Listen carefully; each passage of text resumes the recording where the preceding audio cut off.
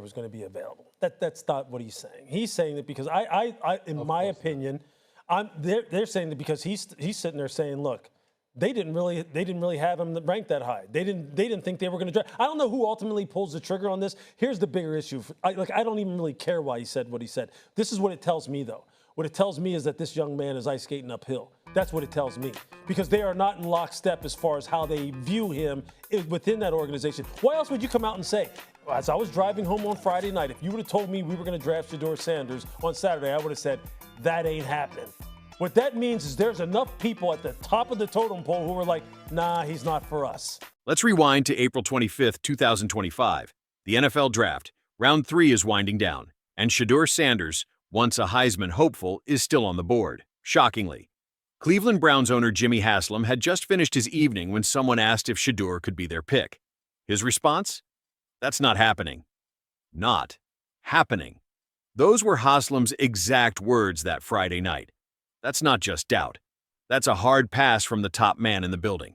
But somehow, by the end of the next day, Shedeur Sanders was in Cleveland, selected 144th overall in the 5th round. What changed?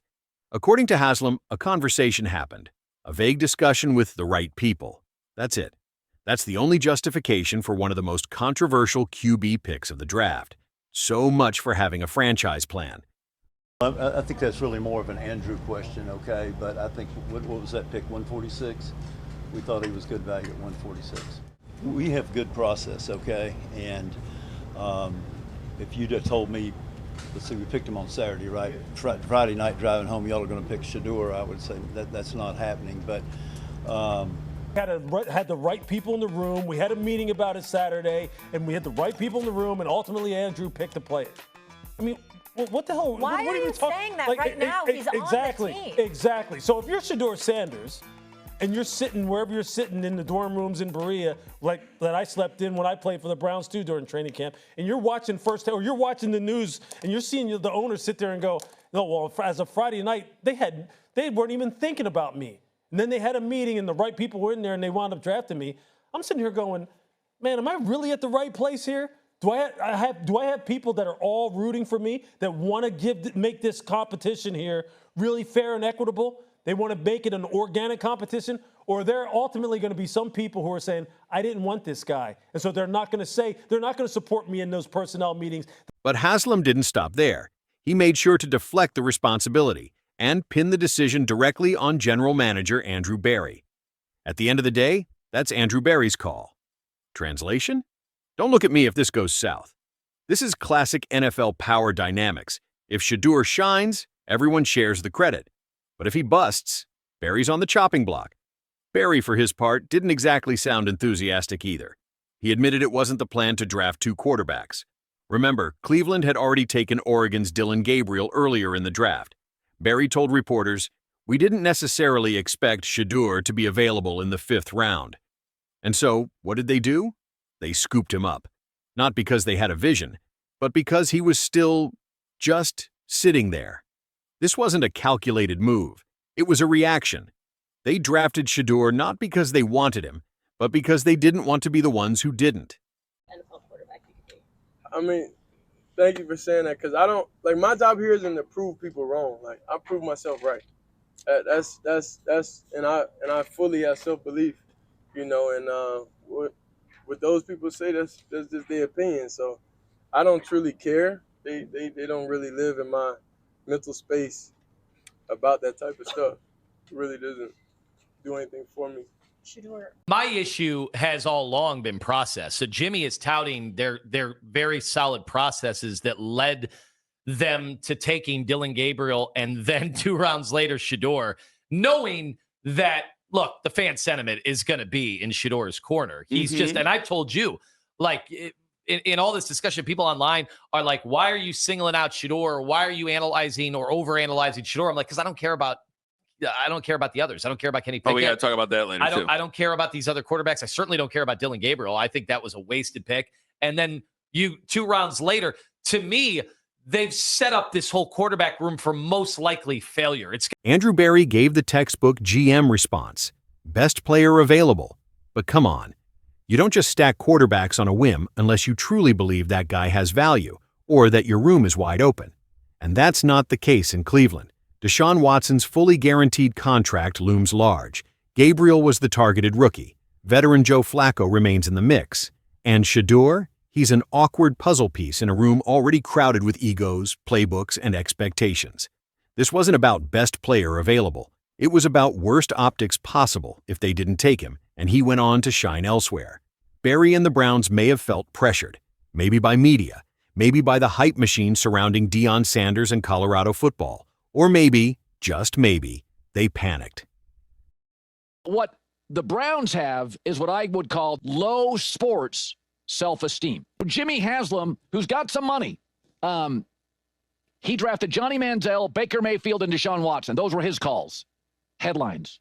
So Shedeur Sanders at the Thursday, Friday, Saturday, 3-day rookie minicamp, there's a lot of speculation. He wanted Shedeur Sanders. The staff drafted Dillon Gabriel, Oregon, 2 rounds earlier. And they were doing that not because they necessarily loved Dillon Gabriel, they liked him, but they thought it would stop their impulsive owner from forcing them to draft in round 4 Shedeur Sanders. Here they went this weekend, and the video, it's just perfect for Jimmy Haslam. All the video out of rookie camp is Shedeur Sanders. I don't blame the kid, by the way. I would have drafted him higher. I think he's a franchise quarterback. Now let's address the elephant in the room. Even after being drafted, Shedeur Sanders didn't make life easier for himself in Cleveland. 2 speeding incidents, one at 91 miles per hour, the other at a reckless 101 in a 60. And worse, he failed to appear in court. Not ideal for a rookie quarterback trying to win trust in a skeptical locker room. To his credit, Shedeur did own up to the mistakes. I made some wrong choices personally, and I can own up to them. I learned. But Browns GM Andrew Berry wasn't as diplomatic. Not smart, just not smart. It's not just about yourself, it's dangerous. You can hear the disappointment dripping from Berry's voice. That's not frustration. That's a man who already didn't want to take this player, and now has to deal with the baggage. And that's a problem. Because when a GM drafts someone reluctantly and that player immediately draws bad press, the leash shortens, fast. Shedeur's margin for error in Cleveland just got microscopic. Let's be real. What are the odds that Shedeur Sanders ever starts for the Browns when the owner never wanted him, when the GM already had a quarterback, when the team is still financially and publicly tied to Deshaun Watson? The writing's on the wall. Shedeur wasn't part of the Browns' plan. He was a late draft impulse buy, picked out of fear that someone else might figure out his potential. But without investment, without trust, without a real opportunity, how is he supposed to succeed?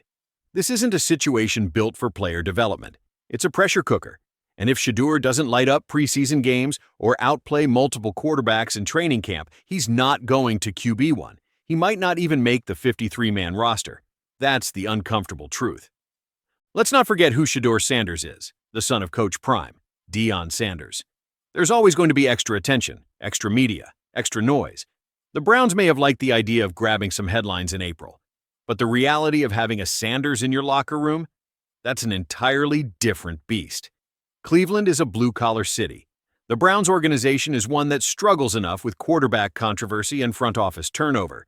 Add in a player with Hollywood-sized expectations and a father who will speak up if his son isn't treated fairly, and suddenly you've got a volatile mix.